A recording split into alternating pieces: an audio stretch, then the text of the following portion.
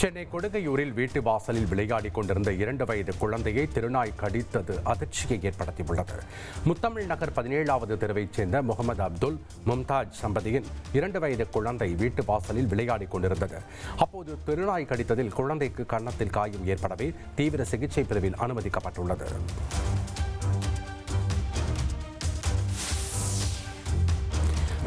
கோவை தொண்டாமுத்தூரில் பிடிக்கப்பட்ட ரோலக்ஸ் காட்டு யானை ஆனைமலை வனப்பகுதியில் விடப்பட்டிருந்த நிலையில் உயிரிழந்தது.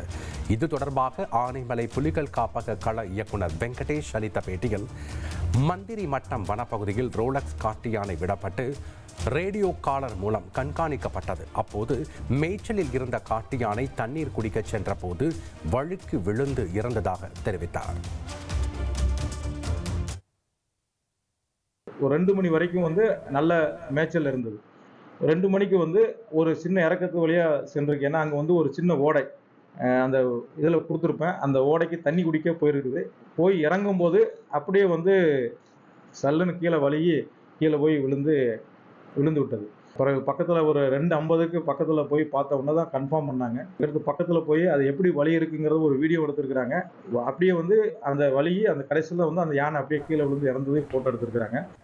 திண்டுக்கல்லில் மாநகராட்சி ஆணையர் தன்னிச்சையாக செயல்படுவதாக கூறி மாநகராட்சி கூட்டத்தை புறக்கணித்து மார்க்சிஸ்ட் கம்யூனிஸ்ட் உறுப்பினர்கள் வெளிநடப்பு செய்தனர்.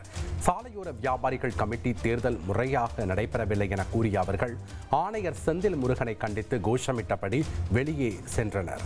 அப்போது கூட்ட அரங்குக்கு வெளியே நின்று கொண்டிருந்த CITU சாலையோர வியாபாரிகள் சங்கத்தினர் ஆர்ப்பாட்டத்தில் ஈடுபட்டனர்.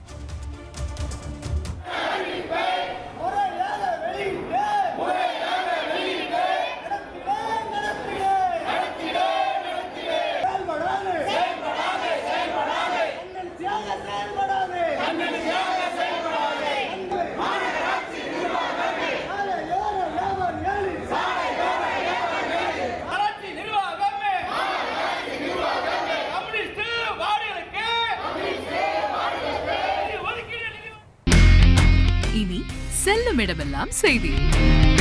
தந்தி டிவியின் வாட்ஸ்அப் சேனலை ஃபாலோ பண்ணினா செல்லருக்கும் இடமெல்லாம் செய்தி. இதோ QR கோட் இப்பவே ஸ்கேன் பண்ணுங்க, ஃபாலோ பண்ணுங்க.